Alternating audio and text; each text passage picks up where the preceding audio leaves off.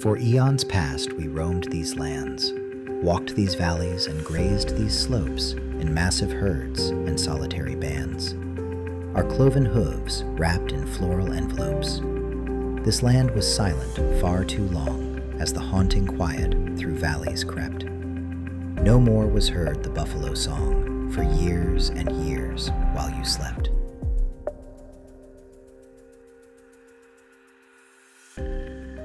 Introducing Bison Integrated Genomics BIG project. For thousands of years, bison moved freely throughout what we now call North America. Their presence brought balance between animals and the land, between people and the environment. While plains bison populated the central, southern areas of the continent, wood bison roamed primarily in northern regions of what is now Canada and Alaska. Historic numbers have estimated that there were 30 million plains bison and 168,000 wood bison. The two subspecies of wood bison and plains bison shaped the ecosystems around us and sustained many indigenous communities. However, by the turn of the 20th century, both plains and wood bison populations were reduced by 99% to near extinction levels, primarily due to the introduction of disease, settler movements into the areas, and the economic shift in worldviews of bison being utilized as a commodity. In the 1920s, over 6,000 plains bison were shipped from southern Alberta north to Wood Buffalo National Park. This transfer led to the establishment and mixing of these plains bison and the existing wood bison population. Unfortunately, this move led to the hybridization of wood bison in the area and the introduction of two diseases, bovine tuberculosis and brucellosis. This legacy has left the wood bison with two major challenges: disease and isolation. Today, wood bison herds face serious issues, not because of one single cause, but because of many causes layered over time. There are around 6,000 bison in 10 wild herds that are disease-free, and another 3,000 in diseased herds in and around Wood Buffalo National Park.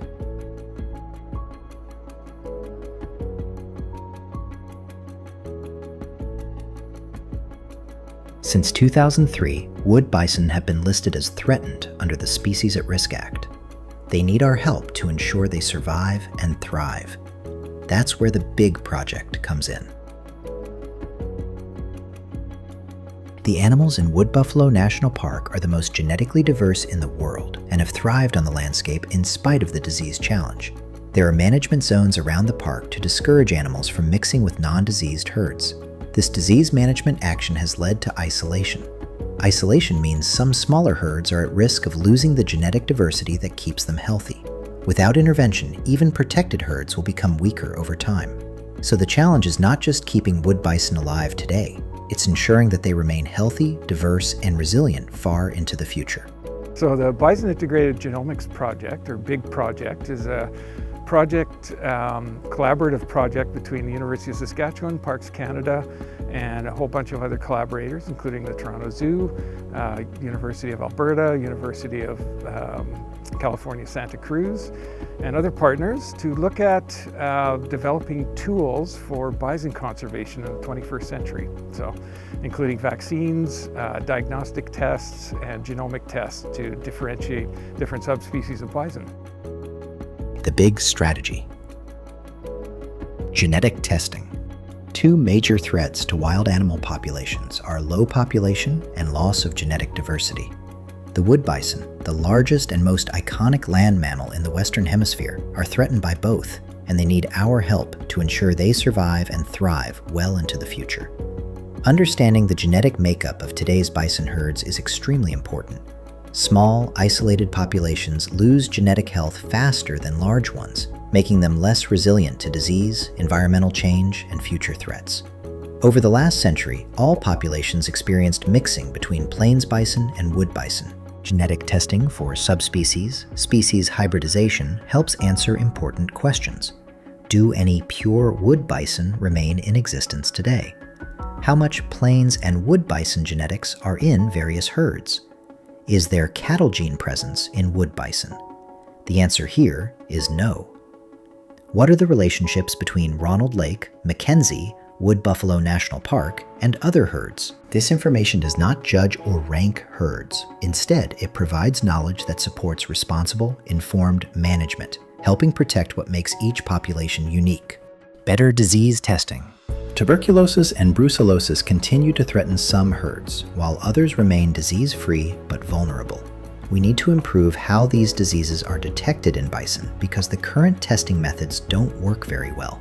They often require multiple captures, cause stress to animals, and can be inaccurate. Big researchers are working to improve testing methods for improved accuracy and efficiency. Better testing will help inform management decisions.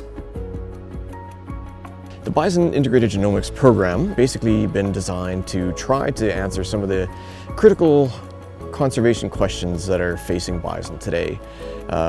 Two of these are around the disease issue, where we have bovine brucellosis and tuberculosis in Wood Buffalo National Park.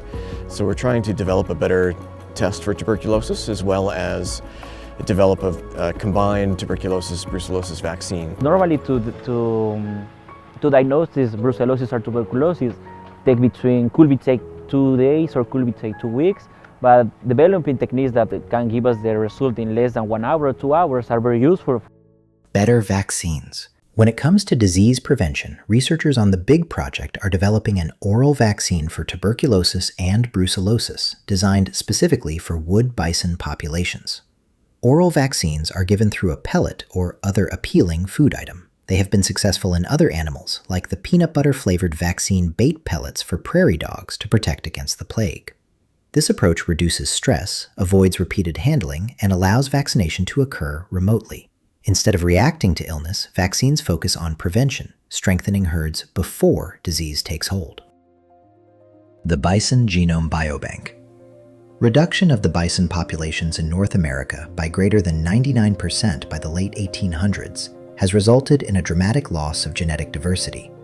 But the team at BIG has created opportunities that can assist in management and conservation efforts.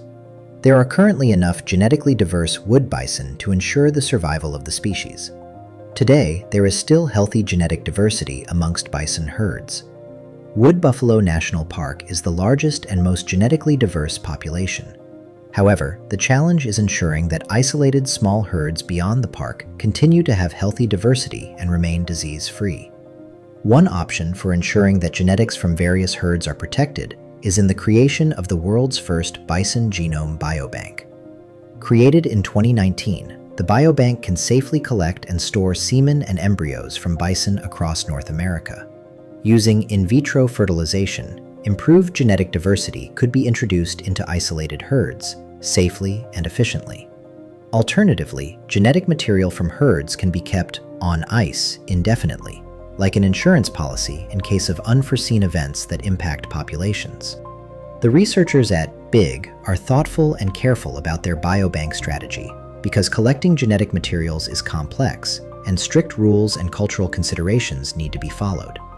For one thing, the team works to ensure that genetic material is free of infectious disease, meaning even samples from wood bison who carry tuberculosis and brucellosis can be washed free of disease through the techniques the BIG team has learned. It's also important that these samples can be preserved long-term and shared without moving live animals, decreasing bison stress levels and increasing the ability to move genetics quicker and on a wider scale. Indigenous partners are central to the creation of the biobank. Collection, storage, and decisions around the use of samples are made and guided by Indigenous partners. Governance, consent, and Indigenous leadership. Bison land is treaty land. Wherever wood bison have roamed has also been the land of Indigenous nations since time immemorial. This means that the BIG work with bison is interconnected with First Nations and Métis nations.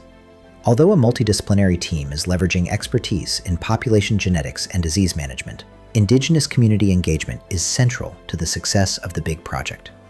Recognizing the history of colonialism and the missteps that still occur requires clarity, consistency, and follow-through. The BIG team's approach is to consistently communicate with partners. This includes meetings with leadership, staff, and land users. They provide the BIG project with guidance on how to engage with their community. This can include open houses, creating written agreements like MOUs, attending treaty days or other celebrations, and newsletters. the big team tries to adjust to the evolving needs of communities. For instance, the idea for videos, visuals, and improvements to the website came out of discussions with Indigenous partners. Establishing meaningful, respectful relationships comes from the ethical principles that guide how the big team approaches community engagement, which involves notions of taking care of one another, collective decision-making, and sustainability. We approach Indigenous communities with respect and the intention of having ongoing dialogue, understanding community needs, and creating partnerships that reflect those needs. This has been foundational to ensuring a respectful pathway forward for our shared interest in bison conservation for generations to come. It's very important to build a trust between both the First Nation and the scientist people. I support the scientists because they have different knowledge. Indigenous people have different knowledge. So both of them working together would, I think, make things really work. Okay, are we sharing with a different area? And I think that should be amongst the nations. A clear path forward. Protecting the wood bison is about more than conservation. It is about restoring balance between land, animals, and people. By combining improved genetic understanding, disease testing, disease prevention through vaccination, and biobanking, all led through respectful governance, BIG offers a clear and coordinated path forward, one grounded in science, one guided by Indigenous leadership, and one designed to protect wood bison and the living systems they are part of for generations to come.